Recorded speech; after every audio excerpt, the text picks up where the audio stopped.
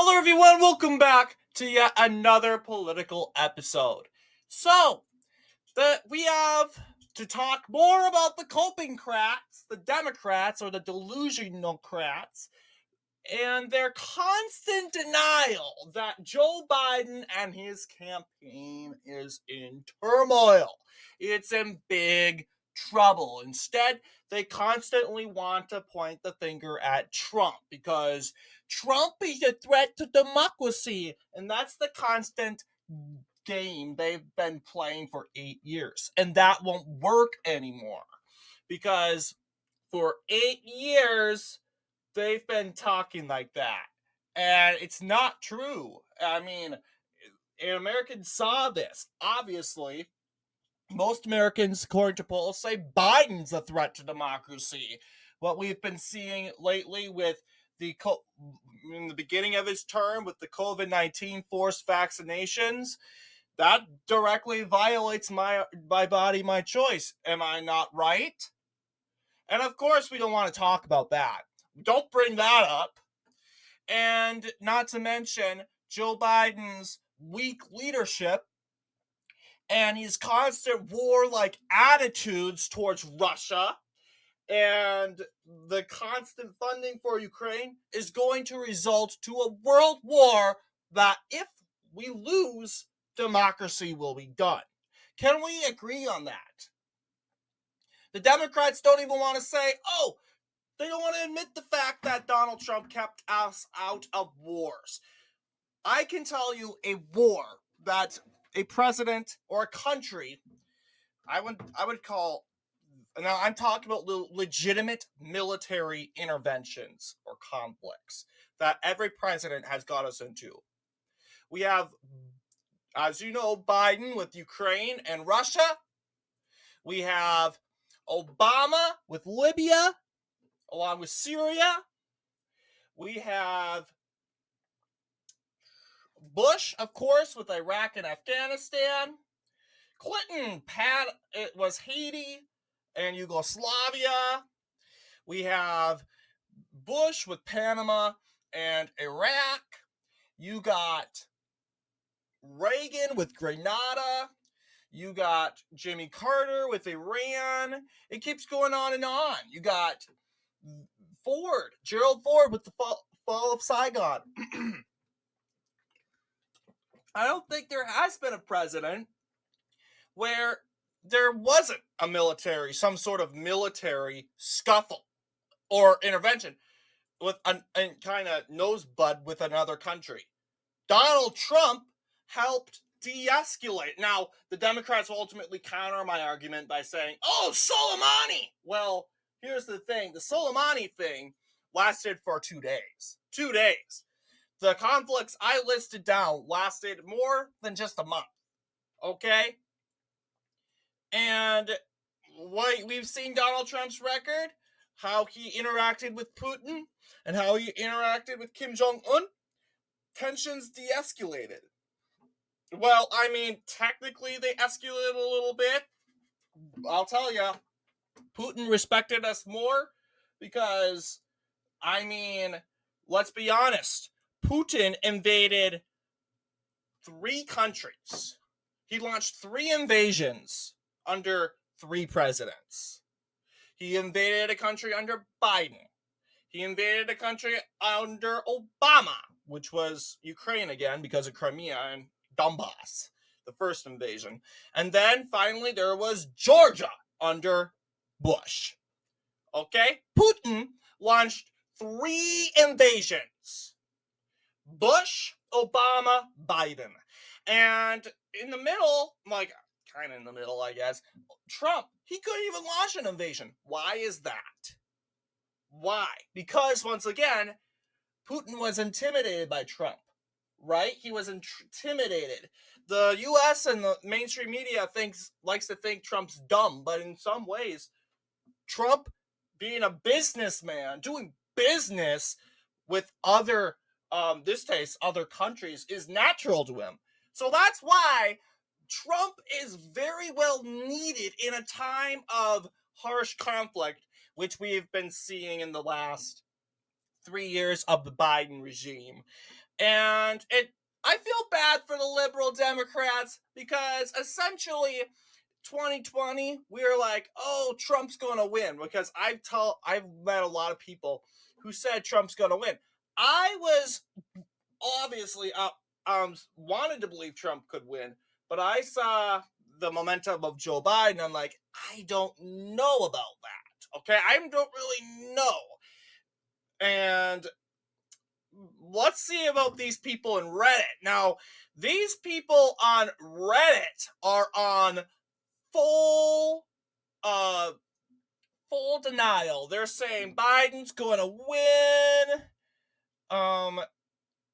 Of course, there's some reasonable people here, but this guy's saying, I agree that it's likely Biden and Democrats will win this year. However, he's kind of saying, you know what, Democrats need to do better of a job. I agree. And the thing is, they aren't doing anything. They really aren't. I think this is tagged 538. That's kind of funny because 538 is a left-wing network. So, of course, you're going to get 5 liberals saying, oh, of course Biden's going to win because Trump orange, Trump bad, Trump indicted criminal. Well, here's the thing. Americans are desperate. And sure, Trump's an indicted criminal. Technically, I personally believe that Americans themselves have the right to define a criminal in their own knowledge.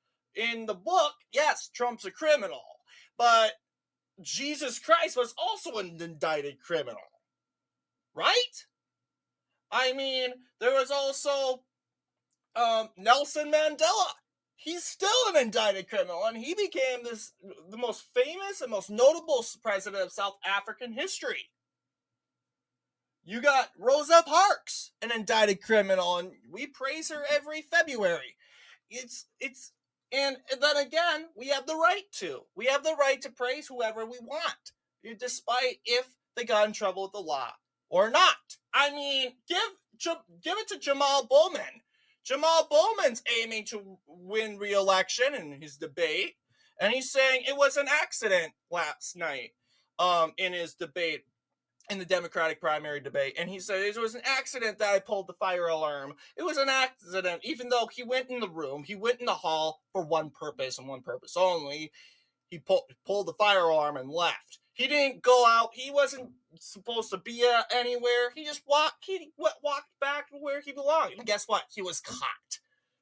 Hang on, but he was let go. He was caught and let go because the Republican Party was too weak, because they were too weak, so sensitive. They didn't want to be called racist by the Democrats, because that's what they do. And when you catch the Democrats and strangle the Democrats, instead of saying uncle, if you're getting it wrestled down, you say uncle. Getting Charlie horse, you know what I'm talking about. The Democrats say racism, and the Republicans are too weak. They're saying, oh, we don't want to be accused of racism. Oh, that's gonna hurt me. No, they're just words now. It's racism went from actually being an action and an ideology that was embraced in the 20th century to just a word, a title flying around, and supposed to be an insult. I might as well call you dumb. It's just has no reasoning anymore. And honestly, it's not an opinion, it's a fact. Because now we don't know what true racism is. Racism can be defined by anyone differently. Okay? Okay. Yeah. It's kind of funny.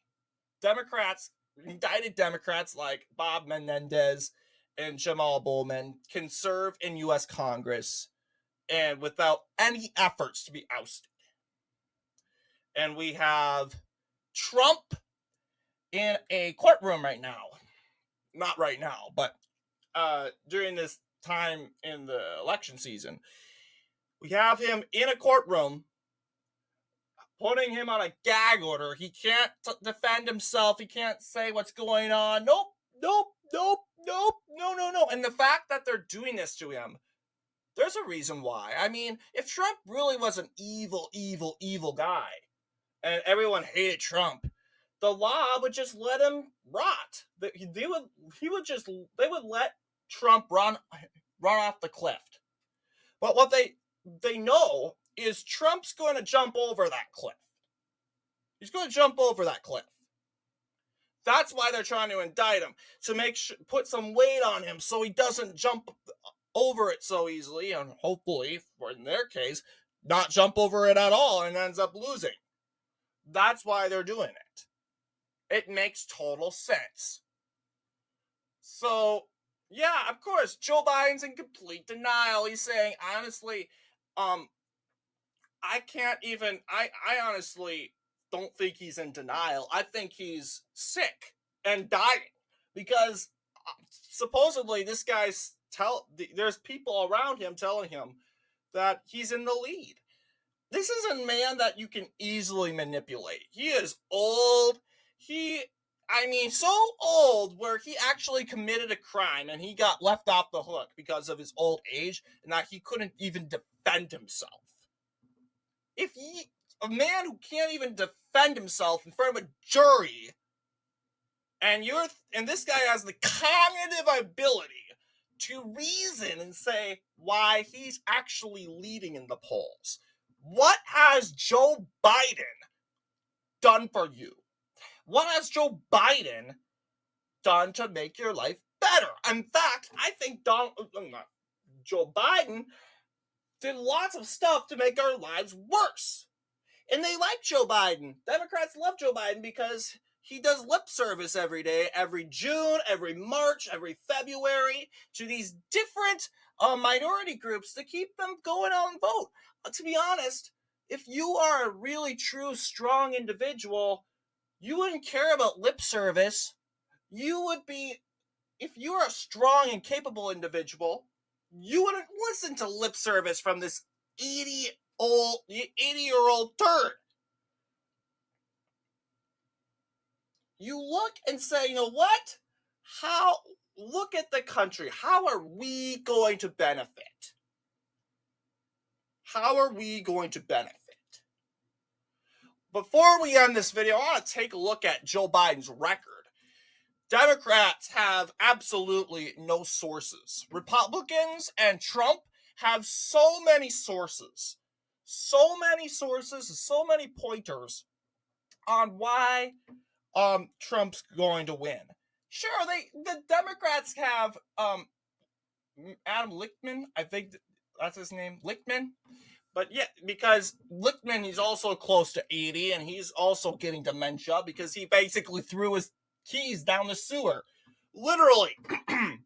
We just did the 13 keys, and Biden just won one key. And the fact that he's an incumbent president. And honestly, I don't like to count that as a key because 11 presidents lost re-election in American history. 11.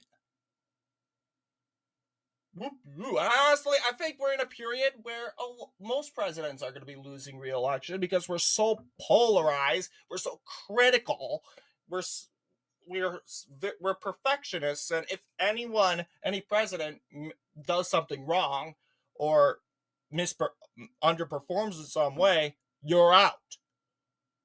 So I'm predicting a great amount of oustings in the next presidential election. Maybe if you're lucky, you serve 2 terms. But that's really lucky. Because I believe, elections are going to be very close. Because we have a very polarized society. But yes, Donald Trump, 312 electoral votes. He doesn't even need the popular vote. Republicans have a great advantage with the Electoral College. Seeing that we have most states in the country go Republican. We got Ohio, Texas in the picture. That really makes a good, along with Florida, that really does make a great compatible race with the Electoral College. Saying, hey, you know what? If Trump is kind of affected by his indictments, supposedly states like Texas, Ohio, and Florida will come and bring him along. There are other polls that have Biden's approval. We keep getting staggering approval ratings, staggering approval, disapproval with the Biden campaign. Just look at this. Earth the Democrats, your guy is at 39.5. Going into election day, Trump wasn't even in the 30s.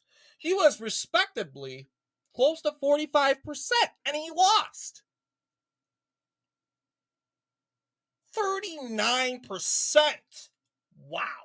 And you're supposed to rely on half of those 30 some percent of a number is not going to get you to win. Going into a general with a 39% approval rating is a death sentence. Period. I don't think any president was reelected with a 30% approval rating. That would be the first of its kind.